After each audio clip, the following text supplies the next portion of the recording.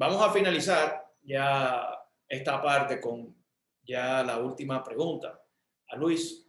Luis, eh, tenemos un momento ahora complicado con tasas reales negativas de inversión. Eh, Dan una última conclusión, porque de verdad que hasta yo mismo a veces me mortifico cuando me llaman los clientes y quisiera tener una opinión tuya, decir, bueno, ¿qué le digo yo a una persona cuando va a invertir el 2% en dólares, por ejemplo, en un producto, y de repente el punto 15 se le lleva un 30 días de rendimiento?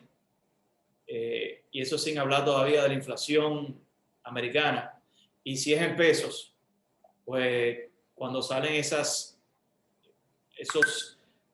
los resultados de la inflación, pues vemos que lo que se ha ganado realmente, cuando en algunos casos hasta negativo es.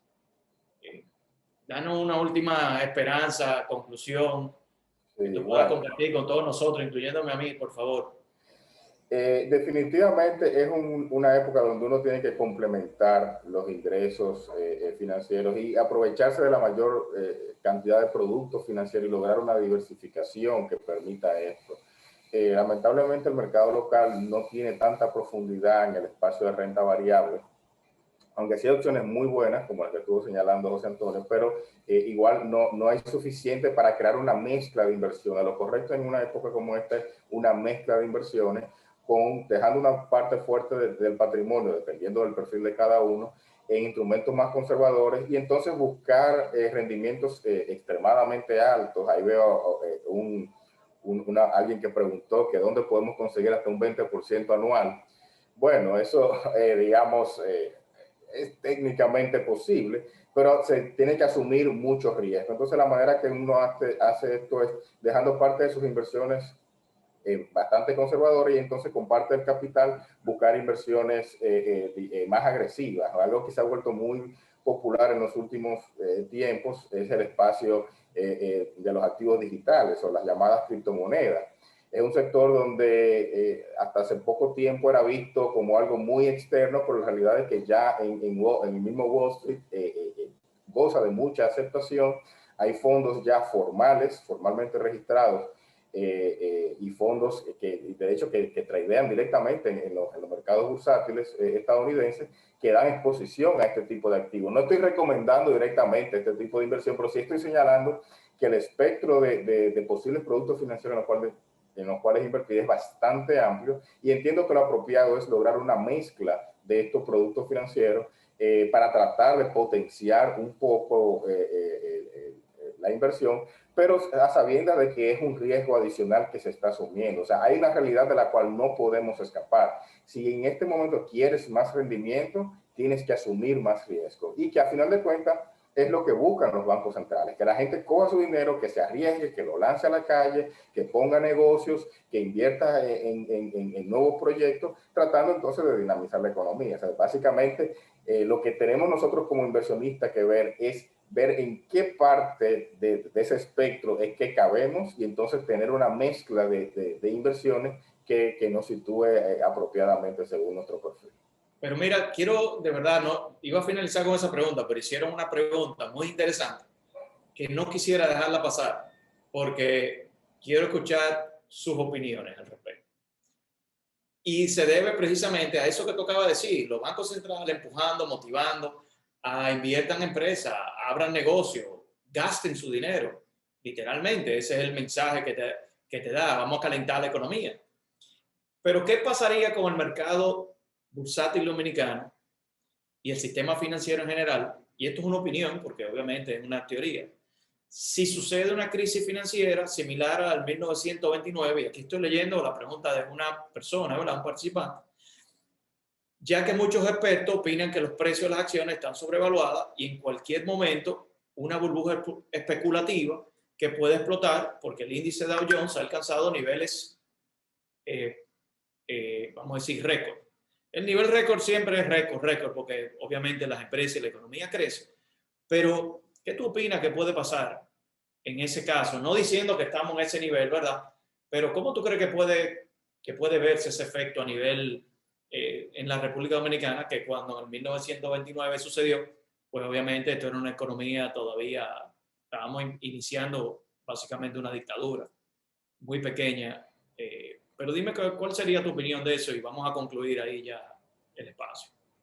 Bueno, yo pienso realmente que afortunadamente a través de las décadas los mercados financieros en sentido general han buscado los mecanismos regulatorios para evitar movimientos tan fuertes como esos. O sea, yo entiendo que si bien es cierto que pudiese ocurrir, entiendo que los bancos centrales a nivel general y los mismos mercados han tenido mecanismos de no tener, de que no haya un riesgo tan alto de que ocurran situaciones tan extremas. Yo entiendo que lo extremo, que fue la pandemia, ya ocurrió o ya estaríamos en sus etapas finales y vimos cómo nuestras economías y cómo nuestros mecanismos que tenemos para salvaguardar nuestras economías funcionó, en cierto modo funcionó, o sea, las economías no cayeron tan fuertemente como pudieron haber caído. No visualizo una situación que pudiera ocurrir como lo que sucedió en el 29 y de hecho lo que hay ahora es un problema, o sea, un problema del cual uno no puede escapar, si es que eventualmente el dinero en algún lugar siempre tiene que estar. O sea, hay mucha liquidez, el dinero está lanzado a la misma renta fija, se ha tirado a la misma renta variable, aún con caídas fuertes en los mercados, digamos que caiga fuertemente debido a la potencial burbuja que se puede apreciar, ese dinero como quiera no va necesariamente a desaparecer. Hoy en día el dinero se mueve muy rápidamente y entiendo que no visualizo un riesgo de esa magnitud. Entiendo que nuestra economía también se mantiene lo suficientemente enlazada para protegerse una a la otra. Cualquier situación que ocurra de esa naturaleza sería de plazo, de muy corto plazo.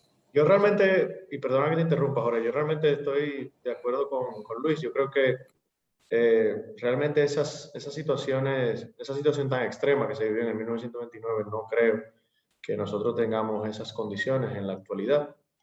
De repente sí puede ser que haya una corrección, producto de que las medidas de flexibilización monetaria pues vayan desapareciendo. Eso sí puede ser una realidad. No sabemos cuándo, ni dónde, ni a qué sector va a afectar, pero sí es cierto que puede suceder.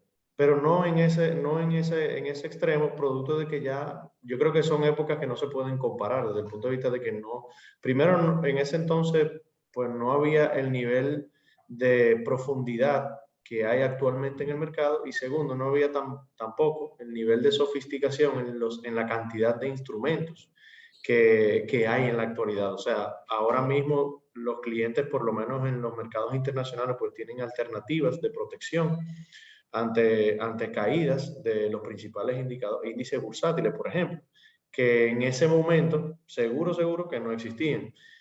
De igual forma, la coyuntura social, económica y política de la época no es la misma de ahora. En ese momento, pues, realmente se estaba viendo una subida llamémoslo del partido nazi, que fue el detonante de la Segunda Guerra Mundial, y realmente ahora, pues, no, pues, realmente esas coyunturas y esas condiciones socioeconómicas y políticas, pues, no están en nuestro mercado. Entonces, yo creo que la pregunta realmente, y es la pregunta del millón, es ¿qué va a suceder cuando las medidas de flexibilización monetaria y fiscales pues disminuyen y desaparezcan? ¿Qué va a suceder? ¿Qué sectores va a afectar? Yo creo que yo quisiera tener una bola de cristal aquí para que me lo dijera, pero realmente esa realmente es la pregunta y entiendo que todos debemos estar preparados y prepararnos significa lo que bien comentó Luis, diversificar. Si bien aquí no hay una profundidad tan grande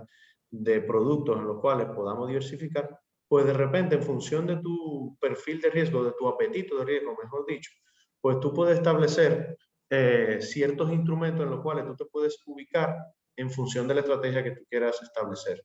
Activos de corto plazo, menores a 2, un año, y como ya tú sabes que hay un riesgo importante con respecto a la inflación, pues de repente tú te montas en uno de un año, 2 años, y y al final pues tienes la oportunidad de reengancharte a mejores condiciones cuando suceda ese momento. Evidentemente, no hay forma de ganarse ese último chele.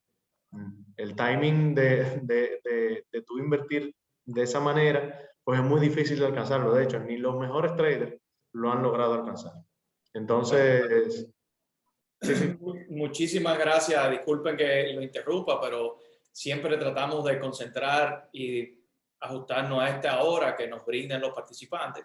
Quiero nuevamente agradecer a Luis Veras, a José Antonio Sindón por su participación, a todos los participantes que nos escucharon, decirles que si le quedaron preguntas específicas de inversiones, pueden contactarnos aquí en CCI Puesto de Bolsa, los ejecutivos. El equipo de CCI está disponible para responder sus preguntas particulares de sus inversiones, del mínimo de inversión, de informaciones particulares de los productos que se mencionaron. Y obviamente Luis Veras también a través de Colega Capital, que pueden acceder a sus redes sociales o a su página web y hacer la pregunta que ustedes deseen.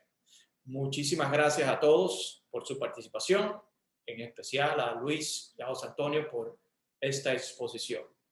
Pasen buen día y nos veremos en la próxima entrega. Un placer.